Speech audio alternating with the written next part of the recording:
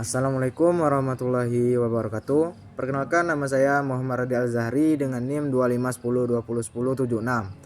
Video ini saya buat untuk memenuhi tugas ujian akhir semester dengan mata kuliah Akidah dan Akhlak dengan dosen pengampu Pak Hedi Rusman MA. Di dalam video ini saya akan menjawab 10 pertanyaan. Baiklah, tanpa berlama lagi, langsung saja kita masuki ke pertanyaan yang pertama.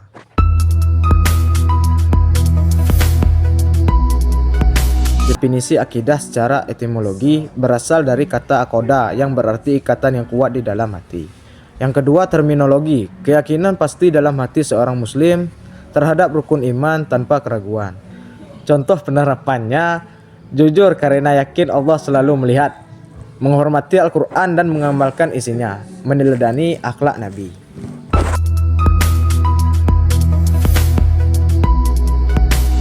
Baiklah, akhlak secara etimologi.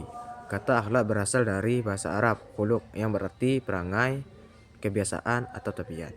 Yang kedua, secara terminologi, sifat batin yang tertanam di dalam jiwa sehingga membuat seseorang berperilaku secara spontan tanpa dipikirnya. Perbedaan akhlak, etika, dan moral. Akhlak bersumber dari ajaran agama, khususnya Al-Quran dan hadis, yaitu menilai baik buruk berdasarkan ketentuan Allah. Yang kedua, etika, berasal dari bahasa Yunani, yaitu ethos atau kebiasaan, merupakan ilmu yang mempelajari baik buruk berdasarkan akal dan filsafat.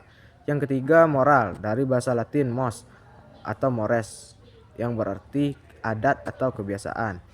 Ukuran baik buruk didasarkan pada adat, norma masyarakat, dan budaya.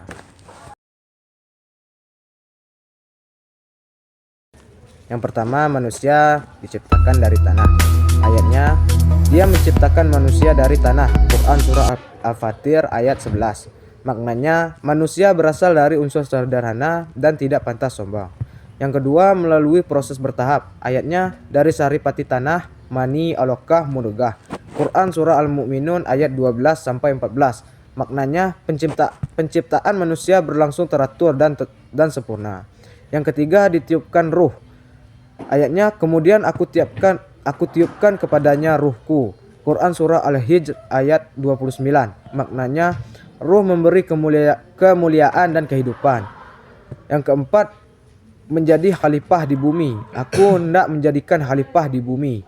Quran Surah Al-Baqarah ayat 30. Maknanya, manusia bertugas memamurkan dan menjaga bumi. Yang kelima, tujuan utama beribadah. Ayatnya, tidak aku ciptakan jin dan manusia kecuali untuk beribadah. Quran Surah Az-Zariyat ayat 56. Maknanya, hidup manusia berorientasi pada pengabdian kepada Allah.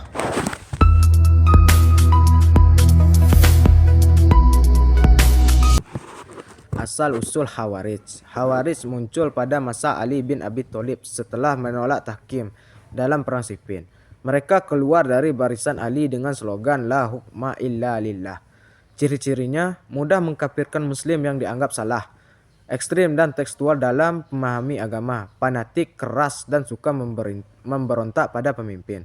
Pokok ajarannya, pelaku dosa sama dengan kafir. Iman hilang jika amal rusak.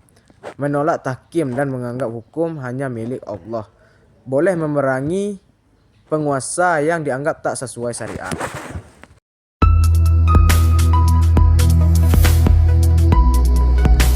Sejarah Syiah muncul setelah wafat Nabi Muhammad SAW sebagai kelompok yang mendukung Ali sebagai pemimpin umat. Menguat setelah peristiwa Karbala 680 Masehi. Doktrin teologi dibentuk terutama pada Imam Ja'far As-Shadiq, berkembang menjadi mazhab besar dalam teologi, fikih, dan peradaban Islam. Pokok keyakinan Syiah, imamah, yaitu kepemimpinan rohani, politik, wajib berada pada keturunan Ali Fatimah. Imam dianggap maksum, adil, Allah maha adil, manusia punya ikhtiar. Takwil, imam memiliki otoritas penafsiran batin Al-Quran. Mahdi, meyakini imam ke-12 Al-Mahdi sedang gaib dan akan muncul kembali. Yang kelima, wilayah, loyalitas spiritual kepada para imam.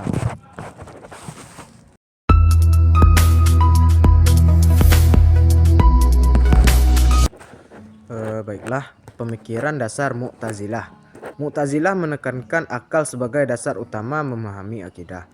Akal dianggap mampu mengetahui baik buruk dan memahami sifat Tuhan tanpa bergantung pada wahyu. Mereka menetapkan 5 prinsip, yaitu yang pertama tauhid, yaitu Tuhan esa tanpa sifat terpisah. Yang kedua keadilan Tuhan, yaitu Tuhan pasti adil, manusia punya kehendak bebas. Yang ketiga janji dan ancaman, yaitu Tuhan pasti memberi pahala dan hukuman. Yang keempat posisi tengah bagi pelaku dosa besar, bukan mukmin, bukan kafir. Yang kelima amar ma'rufi nahi mungkar, yaitu wajib menegakkan kebaikan dan mencegah keburukan.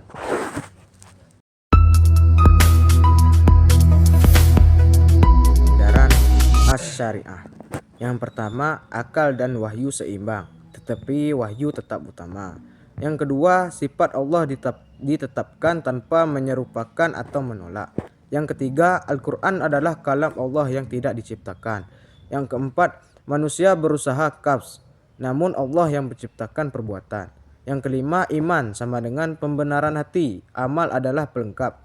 Yang keenam, melihat Allah di akhirat tanpa dibentuk dan arah. Kontribusi bagi ahlu sunnah wal jamaah. Yang pertama, menjadi jalan tengah antara akal ekstrim dan tekstual ekstrim. Yang kedua, menjadi dasar teologi sunni di banyak lembaga. Yang ketiga, memberi argumen rasional untuk membela akidah. Yang keempat, menjaga kemurnian ajaran sifat Allah secara moderat. Yang kelima, menguatkan kesatuan umat dalam akidah sunni.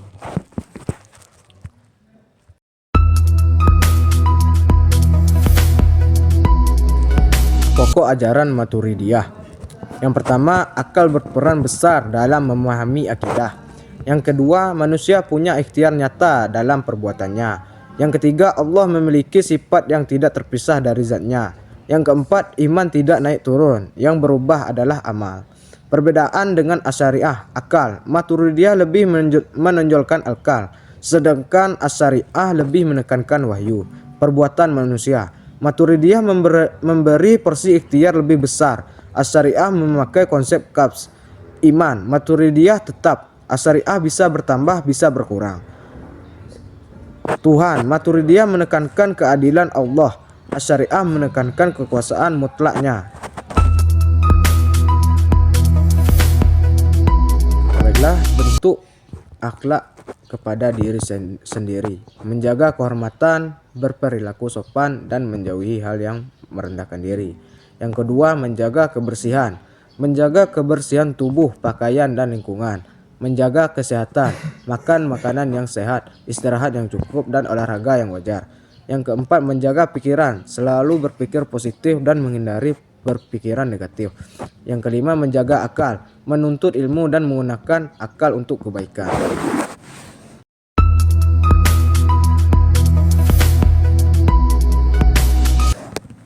Bentuk-bentuk akhlak kepada sesama dan masyarakat.